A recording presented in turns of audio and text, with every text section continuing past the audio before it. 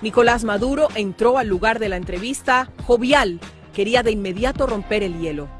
El camarógrafo Martín Guzmán grabaría a Maduro. Llegó tratando de bromear con Jorge, preguntándole por su esposa, diciéndole, oye, qué flaco te ves aquí en persona.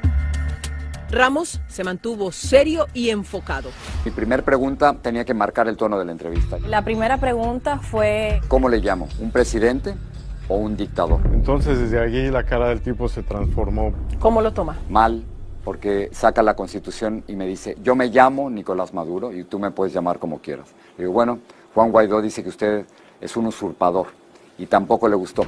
La entrevista ya había empezado con fuerza y no había marcha atrás. Bueno, cuando empieza la entrevista, el ambiente se empieza a poner un poco tenso.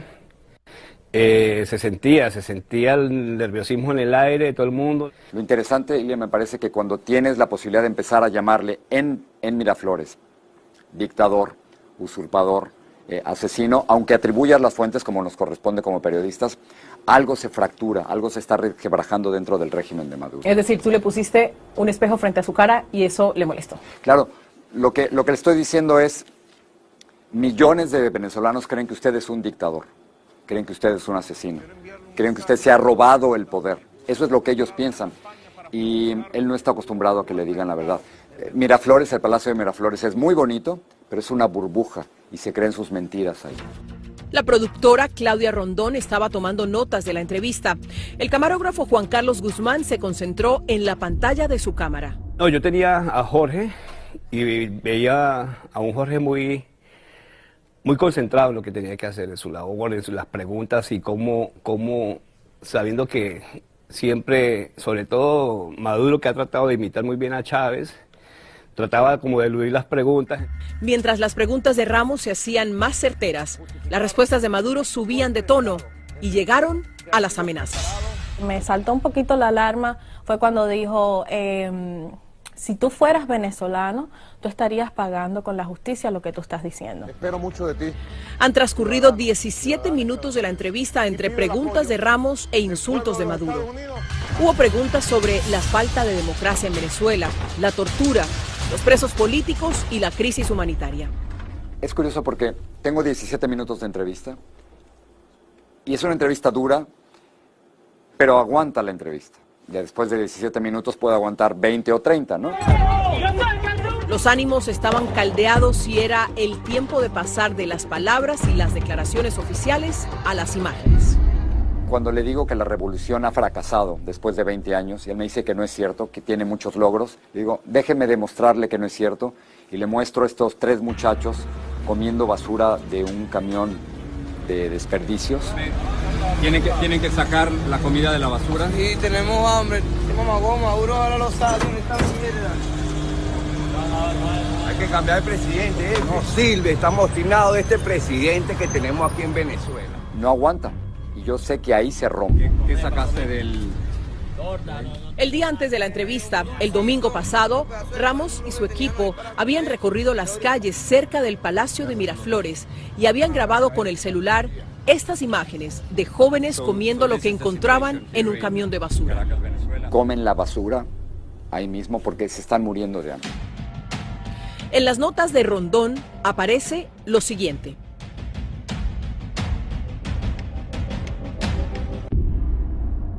Decía, tú traes basura o tú te vas a tragar toda tu basura.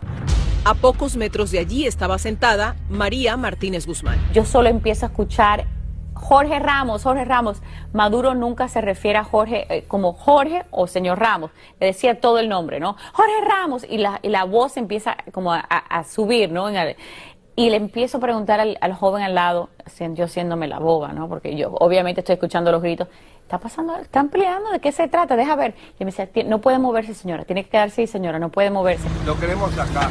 No podemos ir más así comiendo la basura. Esa es la imagen que provoca que Nicolás Maduro se pare de tu entrevista. Toda su narrativa y todo su argumento de que la revolución y su gobierno estaba bien, se rompe con una imagen.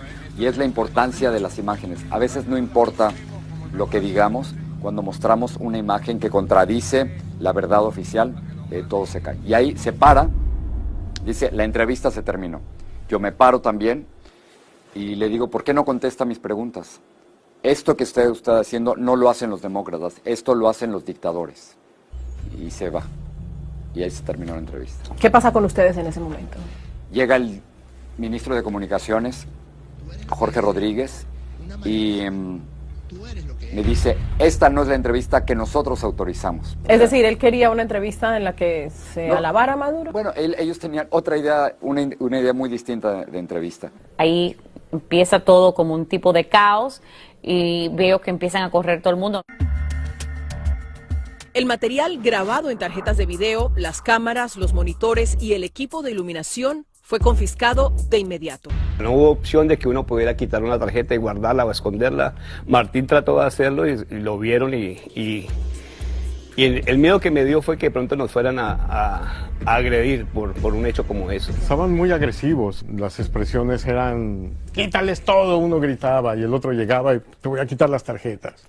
Inmediatamente el ministro ordena la confiscación de todas nuestras cámaras, nos quitan las tarjetas de video y luego nos separan al grupo, a mí me expulsan de Miraflores y me meten a un cuartito a la entrada del Palacio Presidencial. Yo me peleaba con ellos como, ustedes no nos pueden hacer esto, nosotros somos periodistas, estaba pactada una entrevista, que ellos decían, ustedes vinieron a nuestra casa a faltarnos respeto. A Martínez Guzmán la llevaron al mismo cuarto con Ramos y a los otros 5 integrantes del equipo los dejaron en la sala de prensa con 2 guardias.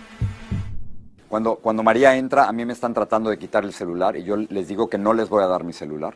Entra María y le piden su celular y tampoco se los quiere dar. Y entonces se dan cuenta que no vamos a ceder. María es una leona, María es una gran periodista y los intimidó a los guardias de seguridad. Y cuando se dan cuenta que no pueden con eso, empezamos a ver mucho movimiento. Temiendo que le fueran a quitar su celular, la productora hace una llamada desesperada al presidente de Noticias en Miami. Le digo, oye, estamos aquí en Miraflores, nos han quitado nuestros equipos y estamos retenidos. Eran cerca de las 7 de la noche.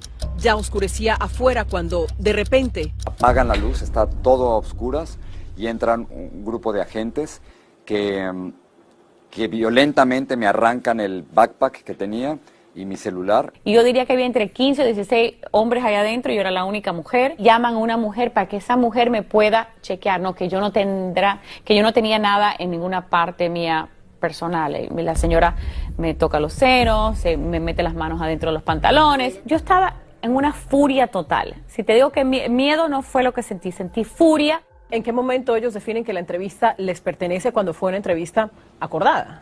En el momento que no les gustó. En el momento que la entrevista se fue por un lado que a ellos no les convenía. Dijeron que era su